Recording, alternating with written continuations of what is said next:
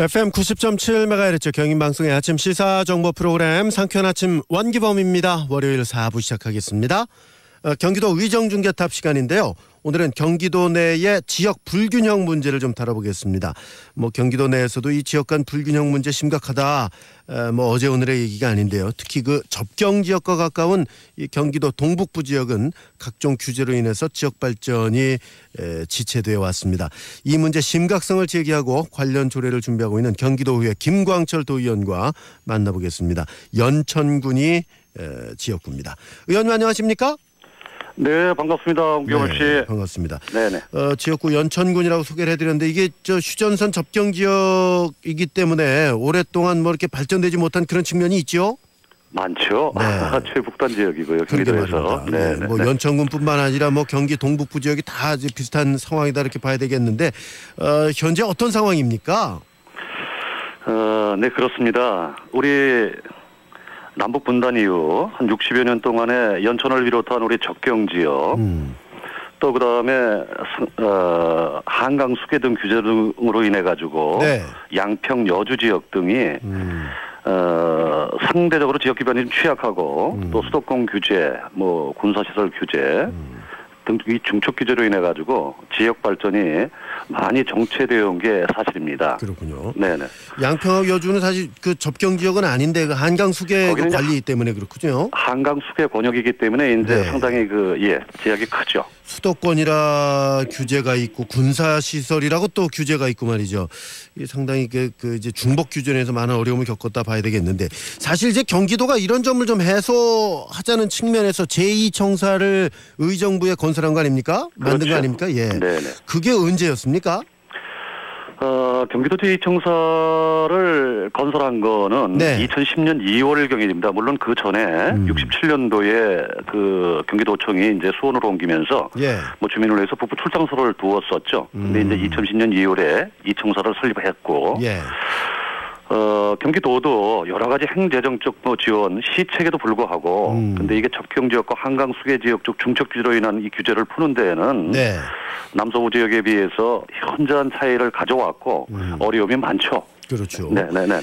지금 이제 그 제2청사가 설립이 된 게 2010년이니까 2, 3년 된 거 아닙니까 지금? 그렇죠. 네. 그 2, 3년 동안 했던 일을 가지고 전체 판단할 수 없겠지만 현재까지로 봐서는 이 동북부 지역 발전엔 큰 도움은 이렇게 주지 못했다 이렇게 봐야 되겠군요.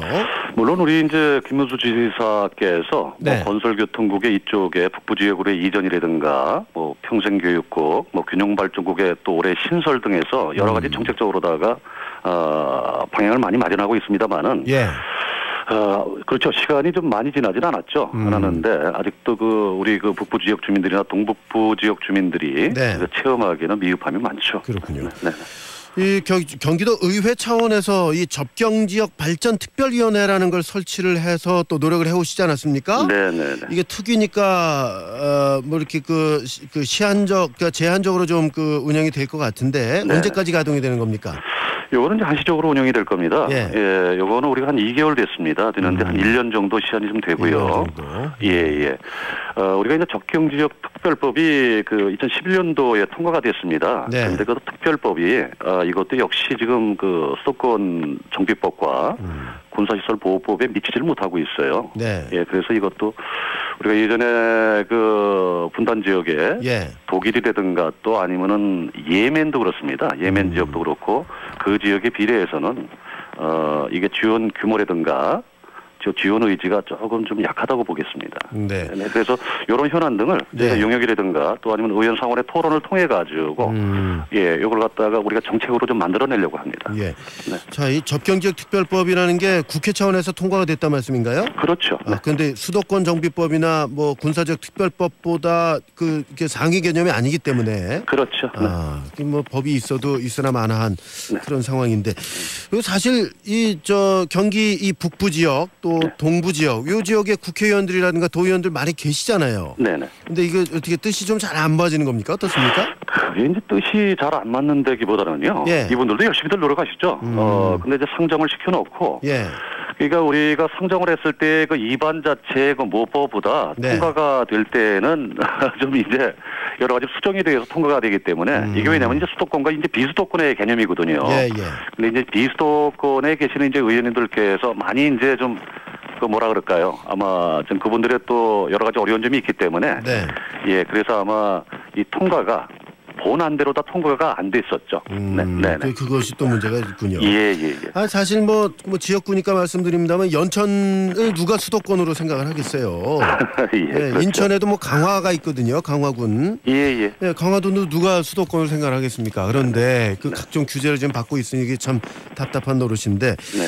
그 경기도 지역균형 발전 지원 조례안을 대표로 발의하셨던데 네. 주요 내용을 좀 소개를 해주시죠. 그러시죠.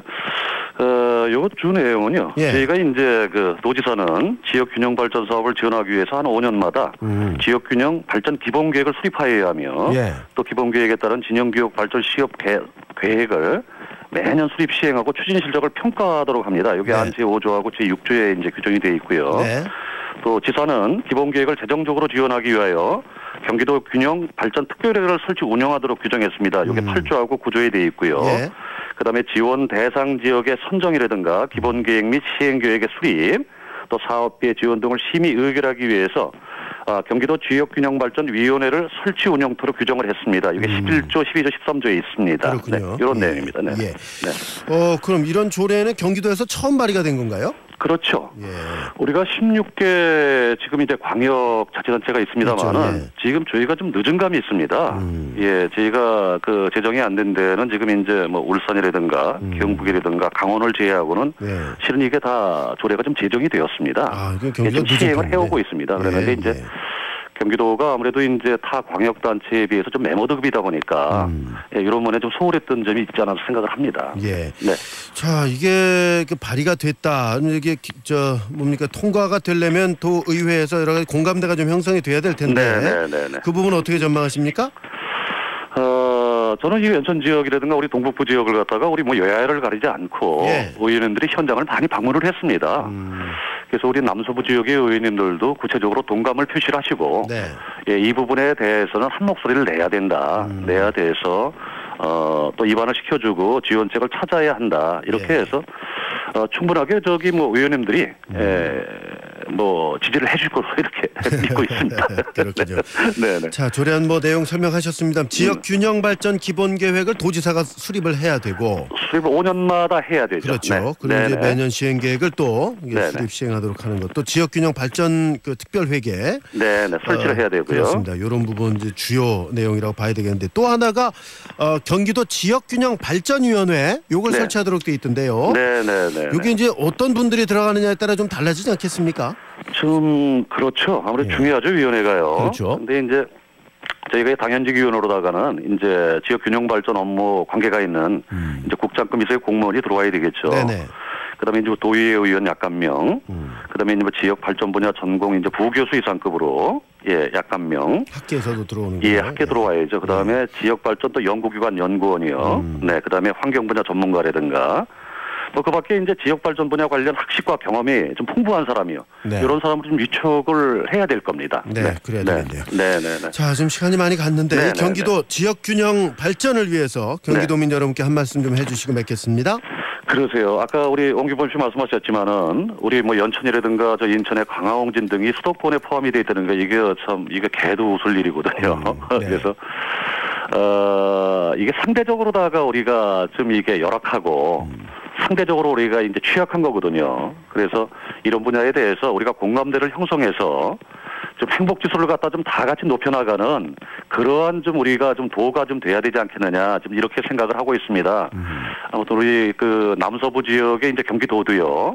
지역 균형이 이제 좀 이루어지지 않고 있는데 많은 격려와 관심을 갖다 좀 부탁을 좀 드리겠습니다. 네. 오늘 말씀 잘 들었습니다. 네네네. 고맙습니다. 네, 감사합니다. 네, 경기도 네, 네. 의정중개탑이었습니다. 오늘은 경기도 의회 김광철 의원과 말씀을 나눴습니다. 연천군이 지역구입니다.